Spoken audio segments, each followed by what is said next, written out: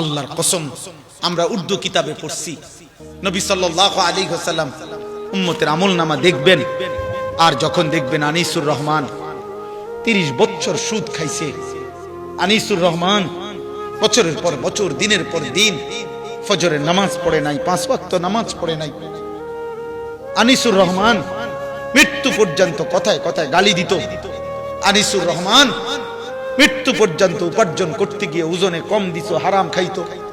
আল্লাহর নবী বলবেন, উম্মত এটা এটা তোমার আমলনামা, তুমি আমার উম্মত, আমি আখিরি নবীর উম্মত, আমি শ্রেষ্ঠ নবীর শ্রেষ্ঠ উম্মত, এটা কি দেখাইলা? আল্লাহর নবী বলবেন, আমরা উর্দু কিতাবে পড়ছি, নবী বলবেন, উম্মত আমার তায়েফের রক্তের কথা তুমি ভুলে গেলা?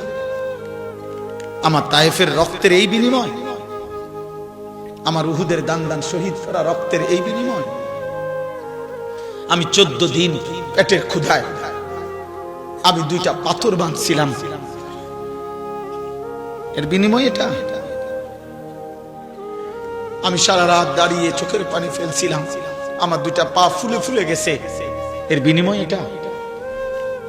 কোন বাবা যদি কোনো ছেলেকে চিটাগং ইউনিভার্সিটিতে পড়ায়, গত 6টা বছর যে বাবা রক্ত পানি করে একটা একটা টাকা জমাইয়া না খাইয়া ছেলের মাসে মাসে 10,000 টাকার প্রয়োজন পূরণ করে দিছে, 6 বছর পরে পরীক্ষার রেজাল্টে যদি আসে ফেল, ওই বাবা কি বলবে না যে ফুত এই আমার সারা 6 বছরের কষ্টের বিনিময়?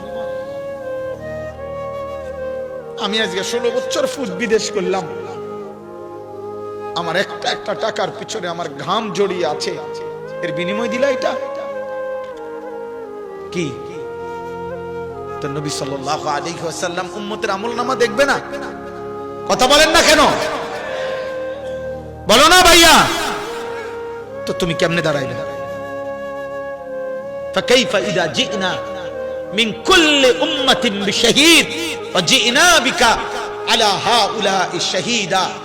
এই দোস্ত আমার, আমি যদি আর কোনোদিন বলতে না পারি, একবারই বললাম বাপ, আমি প্রতিদিন একবারের নিয়তেই বয়ান করি, আমার একটা নিয়ত এটা যে আমি যদি আর কোনোদিন বলতে না পারি, আমি একবারই বললাম। আমার কিশোর ভাই, নওজোয়ান ভাই, দোস্ত আমার, বন্ধু আমার, আল্লাহ কোরআনে নবীকে বলছে, বন্ধু ভাবেন তো সেই কথাটা যেদিন প্রত্যেক নবীকে সামনে রেখে ওই নবীর উম্মতকে পেশ করা হবে, ওই নবীর উম্মতের আমলনামা খোলা হবে, ওয়াজিনা বিকা আলা হাউলা'i শাহীদা, এবং আপনি নবীকে সামনে রেখে আপনার উম্মতের একটা একটা আমলনামা আমি আল্লাহ খোলাবো, আপনি সামনে থাকবেন, আপনি দেখবেন।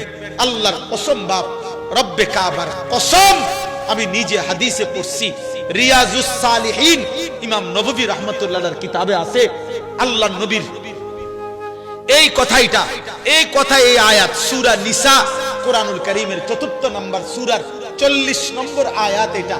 এই আয়াত যখন নবীজির সামনে নবীর সাহাবী আব্দুল্লাহ ইবনে মাসউদ একদিন তেলাওয়াত করছিলেন নবীর সামনে, এই কথাইটা যখন পড়ছে যে আল্লাহ বলছে, বন্ধু সব নবীকে সামনে রেখে ওই নবীর উম্মতের আমলনামা খোলা হবে, আপনাকেও সামনে রাখা হবে, আপনার উম্মতের আমলনামার সময় তখন কেমন হবে? ফাকাইফা, পরিস্থিতিটা কেমন হবে বন্ধু? আপনি বলেন, আপনি বলেন। খোদার কসম, আল্লাহর নবী যখন এই আয়াত পড়ছে, হযরত আব্দুল্লাহ ইবনে মাসউদ, নবীজি বলছে, হাসবুকাল আন, ইবনে মাসউদ থামো, আর পড়ো না, রাখো রাখো।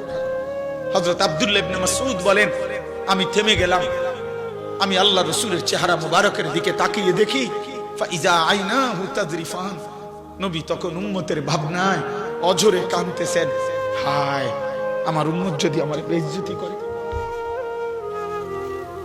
উঠাও আব্বা, ছবি উঠাও, ছবি উঠাও, এই বাপ উঠাও, ছবি উঠাও, আরো কাছে আসো, আরো কাছে আও, এনাই উঠাও, উঠাও না বাপ, আখিরাত লাগবে না, এনে উঠাও।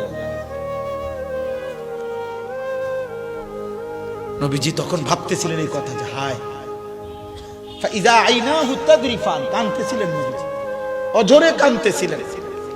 ইবনে মাসউদ বলেন, কোরআনের এই আয়াত শুনে নবী কাঁদতেছিলেন যে আহা, আমার উম্মত যদি আমার বেইজ্জতি করে, আমার বড় মাথাটা যদি ছোট করে দেয়, আল্লাহ যদি একটাবার বলে, বন্ধু শ্রেষ্ঠ নবীর শ্রেষ্ঠ উম্মত কুনতুম খায়রা উম্মাতিন, এটা আমল নামা? বলেন না আঙ্কেল, কি হবে? রাসূলুল্লাহ সাল্লাল্লাহু আলাইহি সাল্লামকে প্রিয় বাপ, প্রিয় নওজওয়ান, তুমি অপমানিত করে জান্নাতে যাইবা? হ্যাঁ, খামখেয়ালি এটা। ধোকা খাবেন না, ধোকা খাবেন না। পুরা জিন্দেগি, পুরা জীবন রাসূলুল্লাহ সাল্লাল্লাহু আলাইহি সাল্লামের একটা একটা সুন্নাত বুঝাই দিতে হবে। খামখেয়ালি করেন, খামখেয়ালি। কেউ কারো টানাটানি দরকার নেই। আমি তো একদম মুক্ত কণ্ঠে বলি, সারা দেশের আউলিয়া, বুজুর্গ, পীর, মাশায়েখ, এই আল্লাহর ওলি, আপনি আপনার খানকা নিয়ে থাকেন, আপনি আপনার অনুসারী নিয়ে থাকেন, আপনারা আপনাদের দরবার নিয়ে থাকেন, কোনো আপত্তি নাই।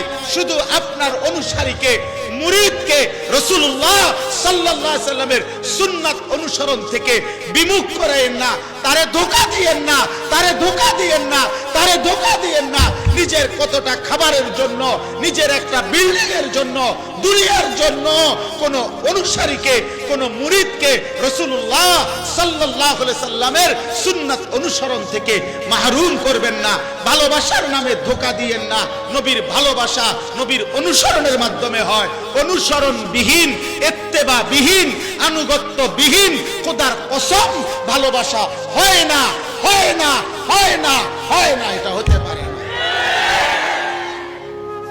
অনুসরণবিহীন রাসূলুল্লাহর ভালোবাসা হয় না। এটা ধোঁকা, ধোঁকা, ধোঁকা, ধোঁকা, ধোঁকা। এটা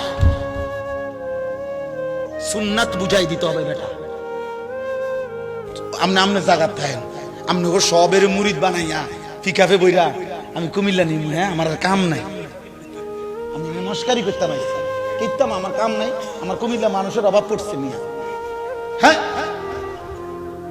কথা বলেন না কেন? আমি এই জন্য আসছি নাকি তা যে ভাই আপনারা সবাই 30 জন করে করে এক একটা ফিকাফে ওঠেন, আল্লাহর রহমতে এখনই আমাদের গাড়ি আশা করি ছেড়ে দিব একটার ভিতরে। এই নি কথা বলে না কেন? তো এনে টানাটানির কি আছে? কিন্তু ধোঁকা দিবেন কেন? নিজ নিজ অনুসারী আপনি বোঝেন না? আপনার অনুসারী যে সুন্নাত মানে না, আপনার এই কেমন অনুসারী 30 বছরে আল্লাহর কোরআনটা শুদ্ধ পড়তে পারে না? এই আপনার মুরিদ না?